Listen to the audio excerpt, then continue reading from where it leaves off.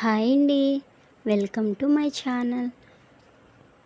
ఒకప్పుడు ఈ బెండకాయ తినాలంటేనే అస్సలు తినేదాన్ని కాదండి.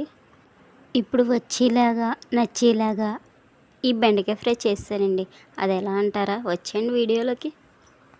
అరగంట ముందు ఈ బెండకాయ ముక్కలు కోసి పక్కన పెట్టేసుకోవాలి. ఒక పెనం తీసుకొని 3 స్పూన్ల ఆయిల్ వేసుకోవాలి.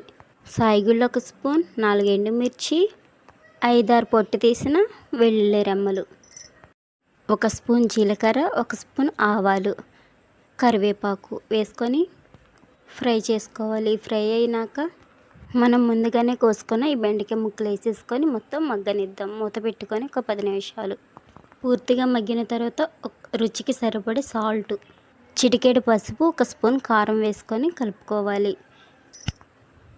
1 స్పూన్ కొబ్బరి పొడి. అసలైంది ఇదేనండోయ్. Thanks for watching.